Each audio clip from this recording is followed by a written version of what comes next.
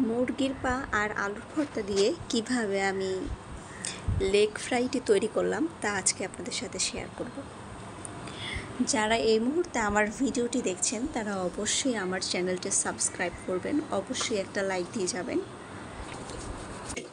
এই রেসিপিটি তৈরি করার জন্য আলুর ভর্তা প্রয়োজন হয়। এখানে আমি মরিচটাকে ভালোভাবে টেলে নিয়েছি, এখানে পেঁয়াজ, লবণ নিয়ে নিয়েছি।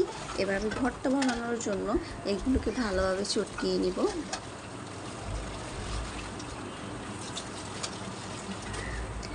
এখানে আমি শুকনো মরিচগুলোকে ছোট ছোট করে একটু ভেঙে নিয়েছি ভর্তা বানানোর জন্য। আর সিদ্ধ করা আলু খোসাটাও আমি এবার ছাড়িয়ে নিচ্ছি। আলুগুলো খুব ভালোভাবে সিদ্ধ হতে হবে। যদি শক্ত থেকে যায় তাহলে এই রেসিপিটা আসলে খেতে ভালো লাগে না। আপনারাও চেষ্টা করবেন আলুটাকে খুব ভালোভাবে সিদ্ধ করার জন্য। এবার আমি সুন্দরভাবে সব মশলা একসাথে মিশিয়ে আমি এটাকে আলুর ভর্তা বানিয়ে নিব। খুব ভালোভাবে চটকাবেন যাতে গুটি গুটি না থাকে। এবার আমি ময়দার সাথে লবণ, একটু পরিমাণ মতো মরিচের গুঁড়া এবং কি সামান্য পরিমাণে একটু হলুদ মিশিয়ে নিব। এবার হালকা একটু গরম মশলা, মানে সব মশলা একসাথে যেটা হয় সেই মশলাটা আমি পরিমাণ মতো দিয়ে দিব।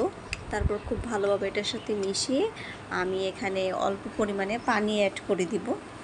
অনেক বেশি পানি দিতে যাবেন না। যদি বেশি তরল হয়ে যায় তাহলে দেখা যাচ্ছে আমরা যে আলুর ভর্তার ওপরে যে এটা ময়দাটা প্রেস করব সেটা যাতে খুব ভালোভাবে মিশে যায়, এই জন্যই আমরা পারফেক্টভাবে এটাকে মানে মিশিয়ে নেব। আর এটা হচ্ছে পোলট্রি মুরগির পা, এই পা দিয়েই আমি আজকে রেসিপিটা তৈরি করব। আর এখন দেখতে পাচ্ছেন আমি হালকা একটু লবণ দিয়ে এটার উপরে দিয়ে দিচ্ছি যাতে খুব ভালোভাবে লবণ হয়। আর আলুর ভর্তাগুলো আপনার এইভাবে সুন্দরভাবে আপনি উপরে উপরে এরকমভাবে গোল করে দিয়ে নেবেন। আর এই রেসিপিটা আসলে অনেক বেশি মজা লাগে খেতে। আপনারা খুব সুন্দরভাবে যদি করতে পারেন তাহলে খুব ভালো হবে। দেখতে পাচ্ছেন কিভাবে আমি এটা করে নিয়েছি। ফ্রাই প্যানে আমি একটু গরম তেল বসিয়ে দিচ্ছি। যদি আপনারা এটা ডুবো তেলে ফ্রাই করতে পারেন তাহলে আরও বেশি ভালো হয়। আমার এখানে যেহেতু 3টা লেগ পিস ছিল অল্প পরিমাণে, এই জন্য আমি আসলে ডুবো তেলে ভাজিনি। এই রেসিপিটা হতে পারে আপনার বিকালের একটা সুন্দর নাস্তা বা সন্ধ্যার সুন্দর একটি নাস্তা। আসলে অনেক বেশি মজা খেতে, আপনারাও বাসায় ট্রাই করে দেখবেন। আর যে ভিডিওগুলো আমি করছি এটা একান্ত আমার ভালো লাগা থেকে এই ভিডিওগুলো করছি। আপনাদের সাবস্ক্রাইব, লাইক পেলে হয়তো বা আমি আরও বেশি উৎসাহিত হব ভিডিও ছাড়ার জন্য। এবার আমি এক এক করে এখানে দিয়ে দিব। যখন কিছু সময় ভাজা হবে তখন আপনারা এটাকে উল্টোবেন, ঠিক আছে? সাথে সাথে এটাকে নড়াচড়া করা যাবে না, তাহলে দেখা যাচ্ছে উপরের যে ময়দাটা আছে এটা সরে সরে আসবে গা থেকে। খুব সাবধানতার সাথে এই কাজটা করবেন। আর আমি অবশ্যই এটার সাথে কি কি মিশিয়েছি এটা তো মুখে আমি বলেছি, তারপরও আমি আপনাদেরকে ডিসক্রিপশন বক্সে আমি এই রেসিপিটা দিয়ে দিব। এটা আসলে খেতে অনেক বেশি ভালো লাগে এবং কি এটার মূল্যটাও খুব ভালো, কারণ হচ্ছে কি খুবই মজাদার এটা।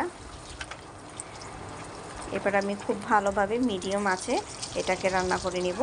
আর আপনারা অনেক বেশি হাই হিটে রান্না করবেন না, দেখা যাচ্ছে উপর দিক থেকে মানে কালার এসে যাবে কিন্তু ভিতরে হবে না। আপনি যদি অল্প আঁচে রান্না করেন তাহলে দেখা যাচ্ছে খুব সুন্দরভাবে ফ্রাই হবে।